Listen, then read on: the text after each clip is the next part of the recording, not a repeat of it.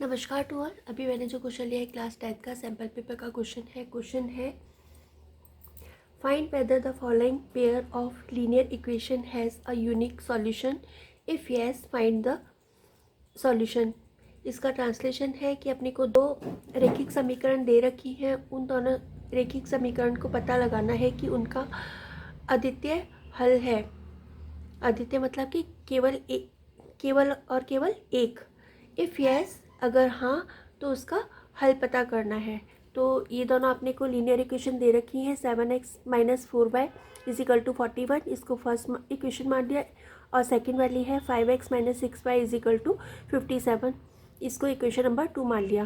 फिर इन दोनों इक्वेशन को अपन इक्वेशन नंबर फर्स्ट वाले के लिए A1 B1 C1 आ जाएगा और सेकंड वाले के लिए A2 B2 C2 आ जाएगा। तो इक्वेशन A1x + B1y = C1 से कंपेयर करेंगे तो A1 की जो वैल्यू होगी वो x का कोफिशिएंट, x का गुणांक होगा, तो वो A1 की वैल्यू 7 आ जाएगी, B1 की वैल्यू -4 और C1 की वैल्यू 49 आ जाएगी। फिर सेकंड वाले के लिए 2 मान लेंगे तो A2 की वैल्यू 5, B2 की वैल्यू -6 और C2 की वैल्यू 57 आ जाएगी।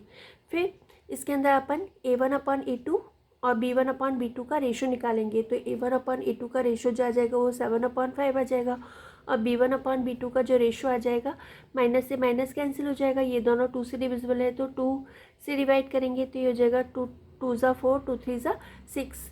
तो यहाँ पे अपन देखते हैं कि A1A2 और B1B2 ये दोनों जो है वो इक्वल नहीं है। तो here A1/A2 is not equal to B1/B2। तो अगर ऐसा होता है तो उसका जो सॉल्यूशन होता है, इक्वेशन का सॉल्यूशन जो होता है वो यूनिक होता है। ठीक है। So pair of linear equation has a unique solution. अब इन दोनों का अपने को सॉल्यूशन पता करना है। तो सॉल्यूशन पता करने के लिए ये दोनों इक्वेशन ऊपर नहीं दिखेंगे इसलिए मैंने यहाँ लिख लिया है। तो यहाँ पे या तो ये हो सकता है कि आप इस इक्वेशन को यहाँ पे 7 और 5 का एलसीएम जो आएगा वो 35 आएगा। दोनों डिफरेंट नंबर हैं तो दोनों का प्रोडक्ट 35 आएगा। 7 5 ज़ा 35। तो या तो इसको 5 से मल्टीप्लाई करो और इसको 7 से करो, एक तो ये हो सकता है। दूसरा है कि यहाँ पे 6 और 4 का जो एलसीएम है वो 12 आएगा। दोनों की टेबल में 12 नंबर आता है तो यहाँ पे इसको अपन को 12 लाने के लिए 3 से मल्टीप्लाई करना पड़ेगा और इसको 12 लाने के लिए 2 से मल्टीप्लाई करना पड़ेगा। तो ये छोटे नंबर है तो इसलिए मैं इससे कर रही हूँ, आप कुछ भी कर सकते हो। ठीक है। तो फर्स्ट इक्वेशन को 3 से और सेकेंड इक्वेशन को 2 से मल्टीप्लाई करेंगे तो यहाँ पे 7 3 ज़ा 21 -4 3 ज़ा 12 = 49 को 3 से मल्टीप्लाई करेंगे तो 3 9 ज़ा 27, कैरी 2 3 4 ज़ा 12, 12 एंड 2 14। ये इक्वेशन नंबर 3 आ गई। फिर इस इक्वेशन को 2 से मल्टीप्लाई करेंगे तो ये हो जाएगा 2 5 ज़ा 10 -6 2 ज़ा 12 = 57 को 2 से करेंगे तो 2 7 ज़ा 14, कैरी 1 2 5 ज़ा 10 10 एंड 1 11। ये इक्वेशन नंबर 4 आ गई। फिर यहाँ पे इन दोनों का साइन सेम है तो इक्वेशन नंबर 3 में से 4th को माइनस करेंगे तो माइनस करने पे नीचे वाली जो इक्वेशन है उसके साइन चेंज हो जाते हैं। तो यहाँ पे प्लस, तो ये माइनस का, ये माइनस का है तो ये प्लस का हो जाएगा और ये प्लस का है, इसके आगे कोई साइन नहीं है तो इसको प्लस मानेंगे, ये माइनस का हो जाएगा। फिर यहाँ पे इन दोनों के साइन अपोजिट है तो इन दोनों को माइनस करेंगे तो माइनस किया तो ये हो गया 11x।